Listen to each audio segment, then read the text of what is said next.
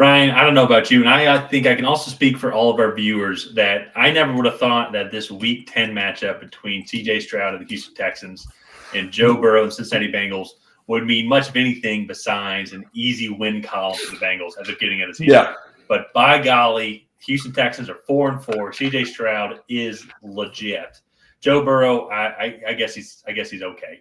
I'm being facetious. I'm joking, obviously. He's probably the best quarterback in the league, or one of the best. But this is going to be an absolute game. CJ Stroud coming off, I think, the best rookie performance ever. 470 yards, 5 touchdowns, led a game-winning drive against Tampa Bay Buccaneers, and a boring 39-37 victory. While the Cincinnati Bengals look like the Bengals team that we know that should be contending for Super Bowls, I'd say a dominant victory over the Buffalo Bills. I know it was close, like 24-18. It was close. But in general, I never had really too many concerns about the Bengals team. They controlled the ball. The Bills never led.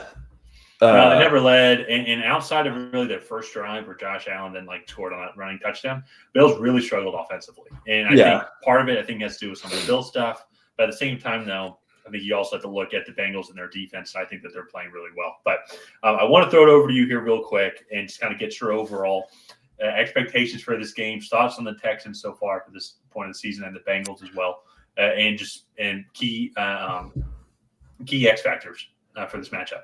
So for me, the Texans have way outperformed my expectations. I mean, I'm sure everybody could be saying that at this point, but CJ Stroud, I know he was the second overall pick, and I will say this channel was pretty high on him just based off of what he showed in the college semifinal game. But he did still have questions as a prospect. Him coming in and doing this, especially after the preseason that he had showed, it looked a little hesitant, didn't look fully confident in the pocket yet.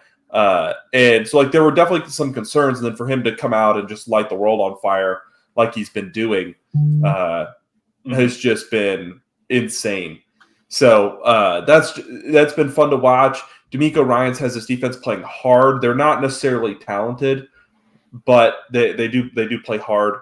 And then the Bengals, I mean, I would say the Bengals are at the floor of what I expected from them this year. They had the really slow start. Joe Burrow's calf injury, I think, really set back this offense a good bit throughout training camp and everything. And they're finally getting their feet under them going forward.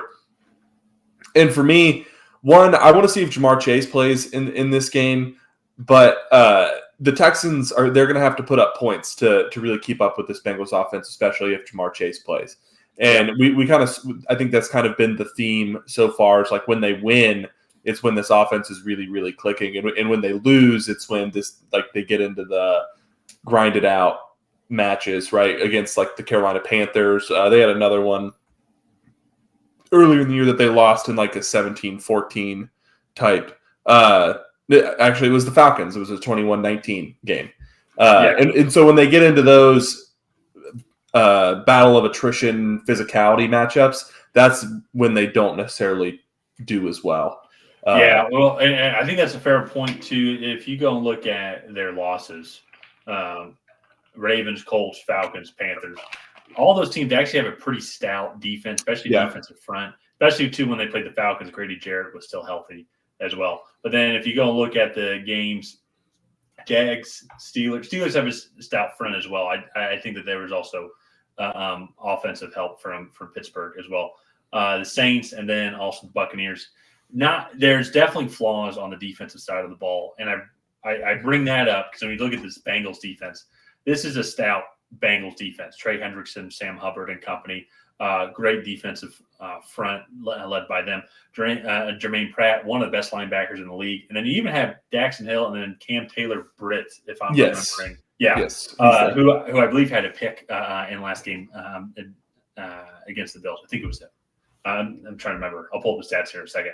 But either way, though, just a solid defense all throughout. And I think that's going to be one of the things that I'm curious how CJ Stroud is going to do. This is going to be one of the better defenses that he's going to go up against in the entire year. Also, too, on top of that, Texans they play great, but they have a litany of injuries right now. Unless if I just missed it, Robert Woods did not play in this past game, unless if he didn't get a target. But also in the game as well, show you how bad they got hurt.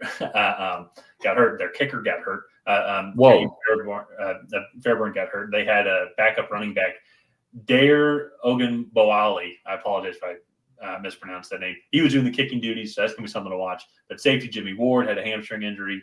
MJ Stewart, John Mechie III, and Hassan Ridgeway all left the game with injuries. So those are going to be guys to monitor, as well as they all play a big part, just as a team as a whole. Even then, on top of that, Damian Pierce didn't play. Just a bunch of injuries going into this Texans team, which also kind of makes that performance even that much more impressive by this Texans offense, just to show you how deep they are, but also just how well the overall offensive system is. Their offensive coordinator, Bobby Slowick, has done a phenomenal job this year, and they got the right talent, CJ Stroud. We talked a bunch about it. And I'm glad to see him performing to that level. And it's going to be fun to watch him develop over these next couple of years. And just another, man, our AFC football, we're going to be so spoiled with all these quarterbacks. It is stacked. Yeah. I mean, he looks to be the next great quarterback. And granted, we're 8 games into his career, so let's temper expectations. Yeah. But he's a future Hall of Famer. I mean, what he's shown so far is that he has the ability to go in and go toe to toe with these quarterbacks. Yeah, right. He's having the best rookie season of any quarterback in NFL history ever. Yeah, and he's doing it in a Kyle Shanahan style offense that is, extremely modern, and it's not easy to defend. It's not the Mac Jones Patriots from 2-3 years ago, where it was like the watered down Josh McDaniels system. Yeah. So, but one of the things though, and let's flip it now to Cincinnati, is, and I mentioned all the injuries, but just one of the things in general though, they're going to be going up against Joe Burrow now, who looks like he in this offense is clicking on all cylinders. And you mentioned Jamar Chase. For those who don't know, Jamar Chase did hurt his back a little bit in the last game. He played the rest of the game, but he had an awkward fall where he landed on his back. So they're having some heating pad on his lower back. And he played the rest of the game, but he was not very impactful, and he was clearly being hindered by his back. Yes, yeah. I also wonder too, just depending on if maybe he was just being used as a decoy potentially, because they were trying to burn the clock a little bit. But that's neither here nor there. Still, though, I believe he will end up playing. But then this Texas defense is going to be going up against one of the best offenses in the league. Because now I think we all can see that Burrow and the Bengals are now the Super Bowl contenders that we're expecting them to be. They've had their rhythm and everything. Yeah. So how they're going to stop Jamar Chase, T. Higgins, Tyler Boyd, Drew Sample also scored a touchdown as well, and Irv Smith also. So just a lot of different options for Joe Burrow to throw to. Let alone Joe Mixon has been a beast out of the backfield. They dominated the running game and the Bills' defensive front the entire game. So that's just going to be something to watch, especially too with the Texans. One of the teams that blitz the least in the league, only about 20% of the time, and they have one of the fewest sacks at only. Sacks total up to this point of the season just at 17, according to Pro Football Reference. So that's just going to be something I feel like they're going to have to monitor. And since the Texans haven't really been able to run the ball super well overall, let me double check that stat here overall and just seeing where they rank. Texans, they're fourth from the bottom in rushing offense overall. Let me make sure that's offense. Yeah, and rushing offense with just 696 rushing yards so far to this point, going up just against good all-around defense. Mm-hmm. We're talking about how great that performance was from CJ Stroud this past week. He's going to have another 400-plus yard. Oh, for sure. I feel for them to have a chance, and they can do it. I love the weapons that they have. But Joe Burrow and the Bengals, I can see offensively just putting up so many. They can score so many different ways. I feel against this Texans defense. Yeah. So let's go into predictions here really quick. But before we do that, if you guys have not already, please go ahead and like and subscribe. It is the best way to help out the channel, and you get notified when we create new content. And Tyler, I'm going to throw it over to you for this one. Who do you have coming out ahead in this matchup? So I think it was maybe a little segue into what I said previously into my pick, but I am going to go with the Bengals here. I think it's going to be a good game. It's going to be fun. But similar to what you've mentioned as well, when Texans have gone on the road against teams with stout defenses, their offense has seemed to struggle a little bit. Mhm. If you just go back as recently as their Panthers lost, only put up 13 points. Go to their last road loss before that, put up 19 points against Falcons team, who gave them opportunities.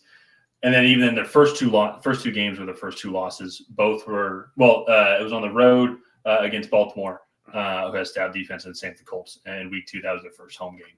So I just have a feeling it's going to be something similar. It's probably going to be overall better performances where you're still taking that step back, like those step forwards and progressing and growing for CJ Stroud and this young offense and this young team. But just as a whole, I don't know how they're going to be able to consistently score unless if he puts up 470 yards again against this Bengals defense. And at the same time, I don't know how the Texans defense, with seeing how injured they are, and offense also is injured too, is going to be able to slow down Joe Burrow and this Bengals offense.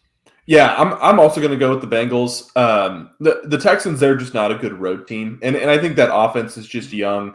They don't have an established elite playmaker. I really like Tank Dell and Nico Collins. I think that they're solid playmakers, but they don't have a Jamar Chase in that room. And I think that's one thing that definitely hinders them going on the road, is they don't have a guy that can just get chunk plays for them almost at will. So I'm going to go with the Bengals. They're riding that hot streak that I think they kind of did last year. They started out, I believe, 2-2, and then went 12-1 over their next 13 games. 1-3, I think. Maybe went 1-3.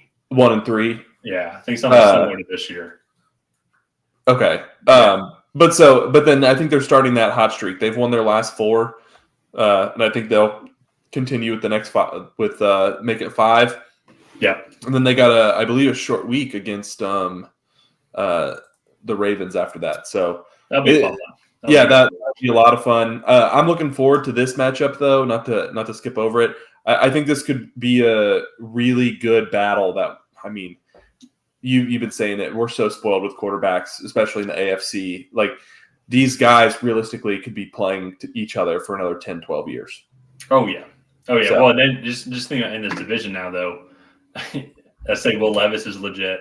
In the AFC South, let's say Will Levis is legit, which seems like he is. I mean, we'll have to see a little bit more. CJ Stroud definitely seems like he's legit. Trevor Lawrence is legit. Let's say if Anthony Richardson is the real deal, he comes back from the shoulder surgery. Then now you go look at the AFC North, and they're loaded. I mean, Kenny Pickett might be the worst quarterback in that. I think Kenny Pickett is definitely the worst quarterback in that. Yeah, that's actually not a shocking statement at all. But I think he's okay. He's not bad. Well, we'll see about that. That's a separate video. But we're just going to be spoiled. I like how we both thought about that. I bet everybody's. I didn't think about it. I was letting you come to the. I don't think Kenny Pickett is the next thing. We got way off topic on this video. Zach Galifianakis in The Hangover. I'm doing all the mental math in my head. How do I respond to this? I'm like, wait, no, actually, I don't think he's that good. All right, before we get any more off track, let's go ahead and wrap this video up here. Tyler and I are both taking the Bengals in this matchup, but go ahead and like and subscribe. Leave a comment down below on who you think is going to come out ahead in this matchup. Is it going to be the Houston Texans? Is it going to be the Cincinnati Bengals? And other than that, we will see you guys next time.